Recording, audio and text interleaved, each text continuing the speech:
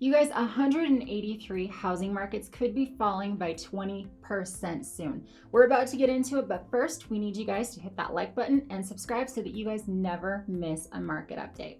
So we are going to be doing an article review today.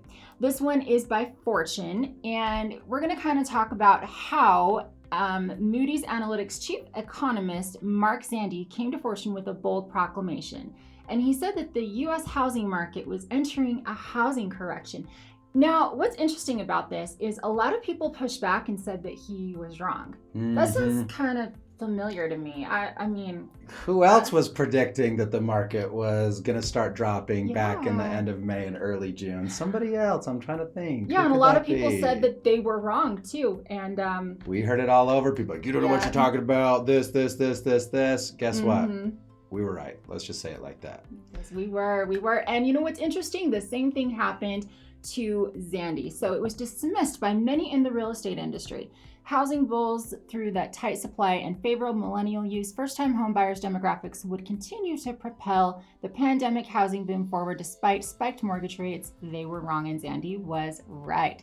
This summer, housing activity contracted sharply across the board while bubbly markets like Boise and Las Vegas have already started to see price cuts. And Utah, yes. And we get their logic at the time. Yeah. Right? There was still a big housing shortage. Millennials are the number one age demographic of buyers right now. But the problem was we felt the slowdown. Yeah. Like you guys, we literally feel it. People don't show our listings as much. Buyers don't call as much. When we talk to them, they tell us feedback like we're going to wait and see what happens. So we're using our own personal data, being in the field every single day to say, whoa, this is slowing down. This is not a good sign. And so that's part of why we were able to kind of see that coming. And so did Zandi. He said that he expected that shift, and then heading into June, he's now predicting that we'll see a 0 to 5% decrease, which I think is going to be pretty accurate when June numbers start to come out. And if not, you'll see it in July's numbers as well. And that's not counting if we hit a recession. Yes. And I mean, the reason that we saw it is because realtors are on the front line. Like we see this stuff before everybody else. We see it months before like news articles start to report on it and whatnot. So this really isn't a surprise to us. But what's interesting is what they say next. Yes. Okay. So historically speaking, nominal home price declines are rare, but they do happen on an occasion. It occurred briefly in the early 1980s after spiked interest rates pushed the economy into a recession, and then again in the early 90s. However, double-digit home price declines are rare. Only the Great Depression and Great Recession have seen price cuts of this magnitude.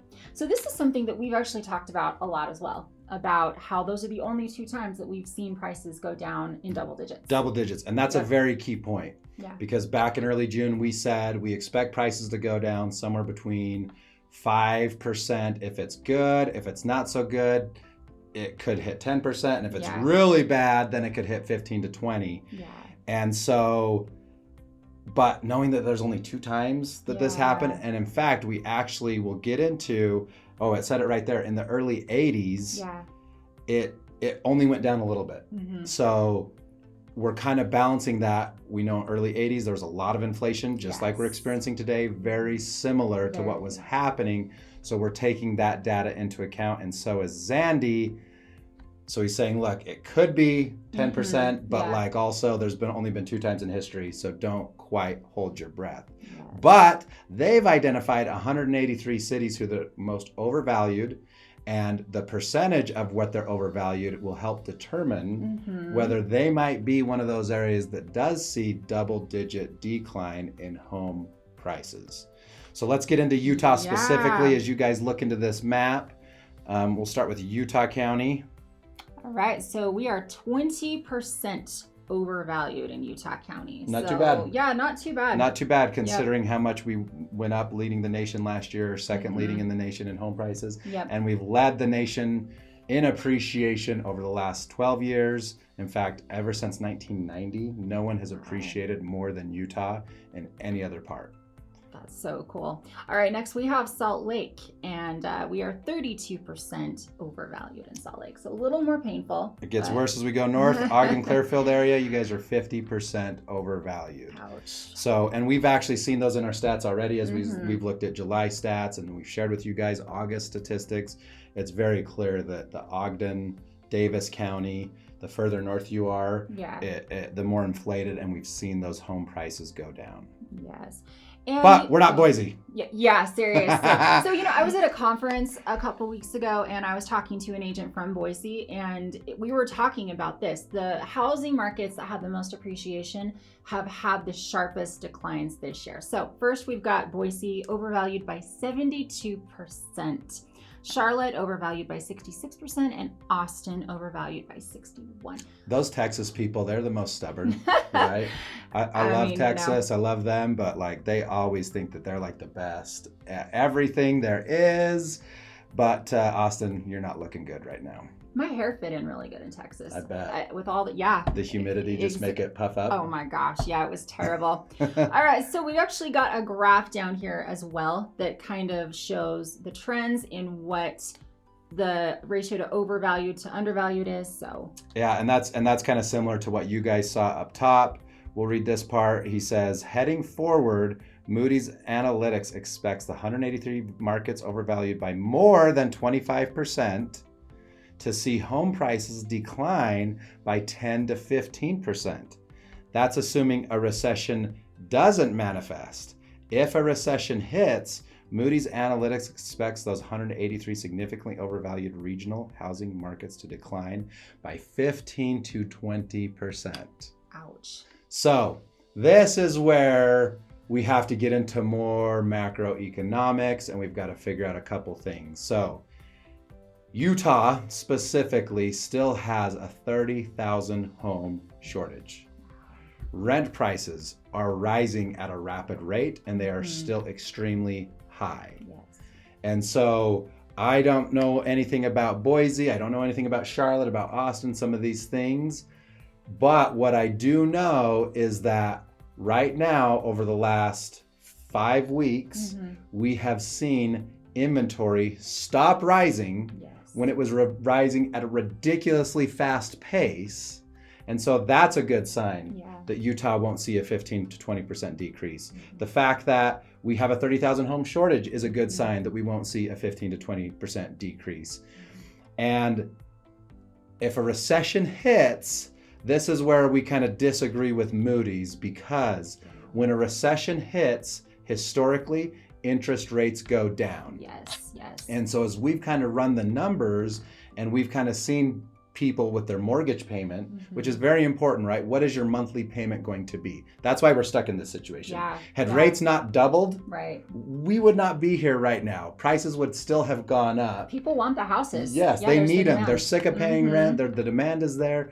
So now if the recession hits, where we disagree is that interest rates are going to lower.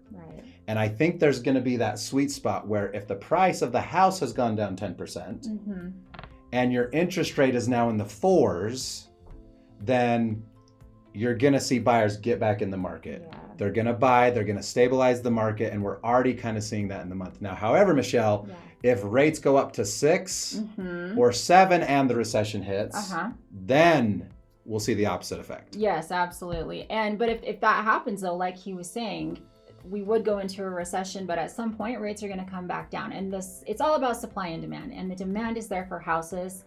We just need the freaking rates to come down, we just need the rates to go down. That's right. Okay, last few things for you guys.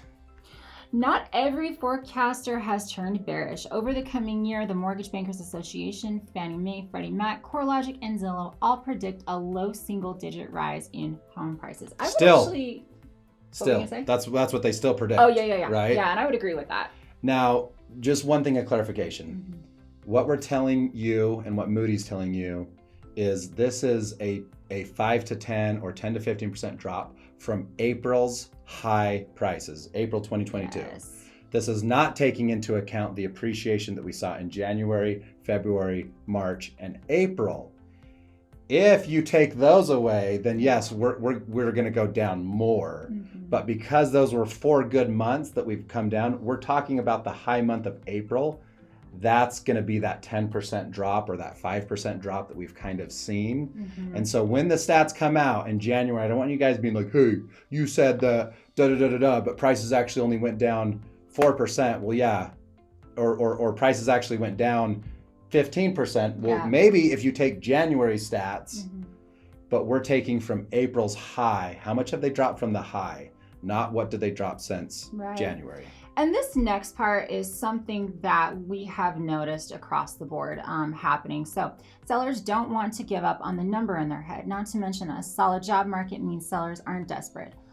All of that seller hesitancy, coupled with the uncertainty surrounding inflation and the broader economy, explains why so many forecasters remain split on the trajectory for home prices.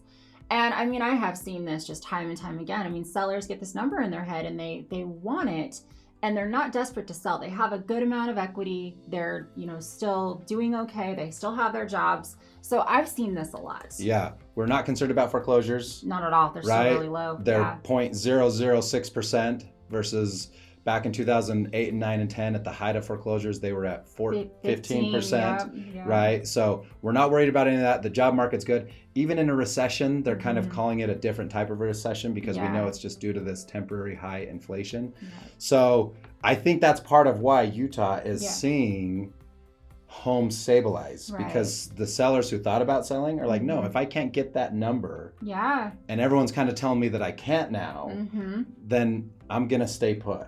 I'm gonna ride it out. And that is a key factor that we look at. As long as that inventory stays around 9,500, 10,000, even up to 12,000, we're gonna be okay.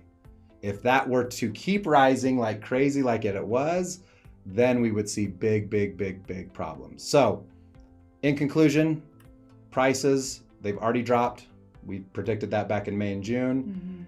They might drop a little bit more, but we're seeing really good signs of stabilization here in the 1st of September. Absolutely. Things are looking optimistic, and make sure you follow, subscribe for the weekly updates, and talk to you guys later. See ya.